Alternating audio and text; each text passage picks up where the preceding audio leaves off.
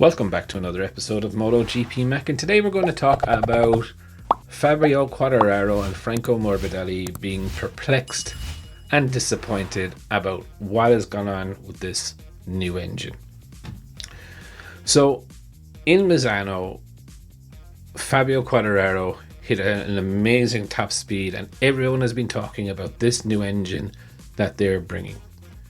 In the lead up to this test, Crutchlow had been testing this engine also in Motogp and in Jerez the week before this test. Crutchlow was quoted to say, "This engine is an absolute rocket."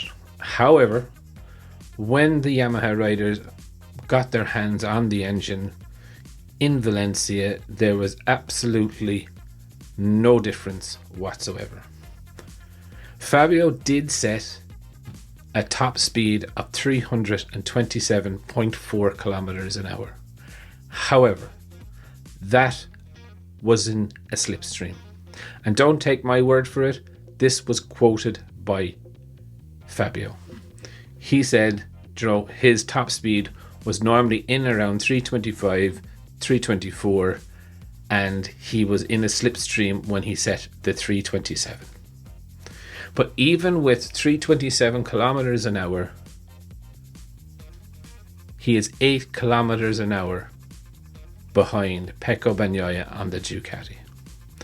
If you take out the slipstream, he's still 10 kilometers an hour. So whatever way they were running that engine, something is wrong. And this is what he said, is that they are disappointed. They could feel the difference of the engine in Misano and Barcelona, but in this test, they couldn't feel it. Something was wrong. But it was not just limited to Fabio not feeling it. Franco also didn't feel it. So they need to analyze what has gone on. He also said about the aero package, he said that they could feel the difference when he tested the rear wing especially. There's definitely something interesting there. On the front wing, he said, definitely he feels it more on the front wing, but he said, it does help with having less wheelie.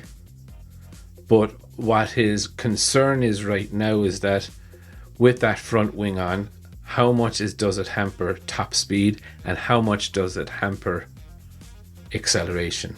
So they're quite interesting points with Yamaha there. Definitely they need to sort out or figure out what exactly has gone on with that engine. Why all of a sudden did it not perform? Could they be sandbagging and more so focusing on the chassis? As we know, they ran a new chassis, a stiffer chassis, but I don't honestly think so. I think they were going at it, and considering between the two of them, they did 180 laps of the Valencia track.